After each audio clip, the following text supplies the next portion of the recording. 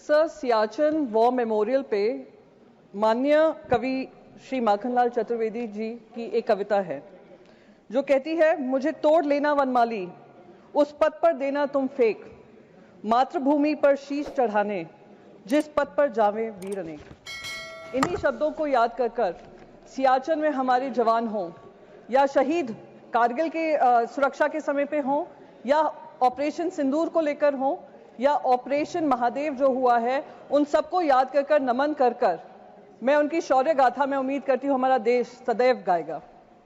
साथ ही साथ मैं उन सारे परिवारजनों को श्रद्धांजलि व्यक्त करना चाहूँगी जिनकी जानें वो पहलगाम में गई, आतंकी हमले में गई, पाकिस्तान स्पॉन्सर्ड आतंकी हमले में गई, और वो अभी भी उम्मीद कर रहे हैं कि हर तरीके से ऑपरेशन सिंदूर, जो कल खुद प्रधानमंत्री जी ने कहा कि ऑपरेशन सिंदूर अभी भी जारी है, उस ऑपरेशन सिंदूर के तहत उनको हर पैमाने पे न्याय मिलेगा और नापाक हरकतें जो पाकिस्तान से होती हैं उसको खत्म करने का काम हमारी वीर सेना करेगी।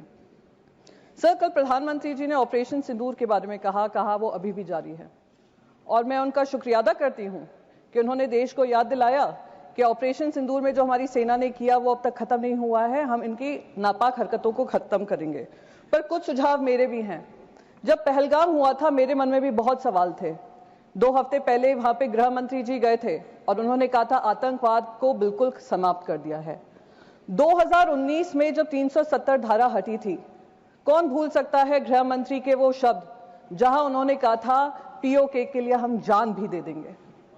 तिरंगा यात्रा हुआ था, हम पार्लियामेंट्री डेलीगेशन जब गया था, हम जाने से पहले तिरंगा यात्रा हुआ था जिसमें गृह मंत्री ने कहा अब बातचीत पाकिस्तान से होगी तो सिर्फ पीओके को लेकर होगी। तो जब ऑपरेशन सिंदूर जारी था और अचानक से उस पर फुल स्टॉप लगा, मन में सवाल तब भी था कि क्या हुआ जिस वजह से हमें ये सीज फायर करना पड़ा, क्योंकि हम सिर्फ पीओके की बात करना चाह रहे थे। तो अब क्योंकि ऑपरेशन सिंदूर जारी है और प्रधानमंत्री जी ने ये कहा है, तो मैं बस 2-3 चीजें उनके सामने कहना चाहूंगी। सर, ऑपरेशन सिंदूर का हर हिस्सा, चाहे वो फिल्म इंडस्ट्री हो, चाहे वहां की न्यूज चैनल्स हो, चाहे उनके इन्फ्लुएंसर्स हो, हमने सब पे पाबंदी लगाई।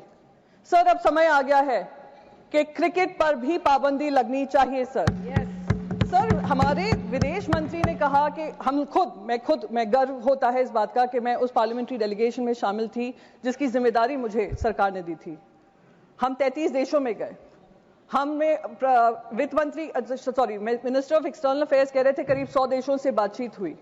मैं तो कह रही हूं गृह मंत्री जी से, सर आपको बहुत जगह फोन करने की जरूरत नहीं पड़ेगी, एक इंटरकॉम पे ही फोन कर लेंगे। आईसीसी के चेयरमैन को अगर आप कह देंगे कि ये इंडिया पाकिस्तान मैच नहीं हो सकता तो नहीं होगा, ये हमारे ऑपरेशन सिंदूर की कामयाबी होगी। सर हम जो 26 महिलाएं जो विधवा हुई वो उनके मुंह, हम उनके मुंह पे जाकर कहेंगे कि हमें वो इंडिया पाकिस्तान मैच खेलना है, हम पैसा कमाना चाहते हैं, पैसे के ऊपर आपका परिवार नहीं है।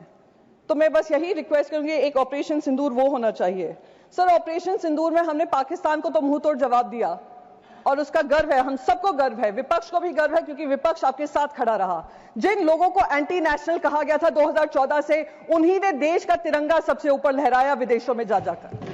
मेरे को उसका गर्व महसूस होता है। सर, पर जो हमारे यहां पर पहलगाम को लेकर इंटेलिजेंस फेलियर हुआ उसकी जवाबदेही किसी ने ली? सर, क्या हमारे इंटेलिजेंस चीफ का इस्तीफा मांगा गया? जी सर, मैं खत्म ही कर दूंगी, मैं ज्यादा समय नहीं लूंगी। सर, बस 20 सेकेंड में खत्म कर दूं। सर, उस इंपॉर्टेंट मिशन का हिस्सा थी। इंटेलिजेंस फेलियर जो हुआ उसके तहत किसी ने भी इसकी जिम्मेदारी लेते हुए इस्तीफा लिया।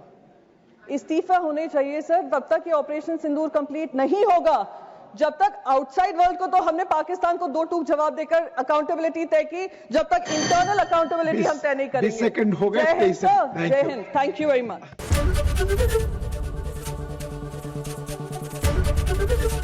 एबीपी गंगा, खबर आपकी, जुबान आपकी।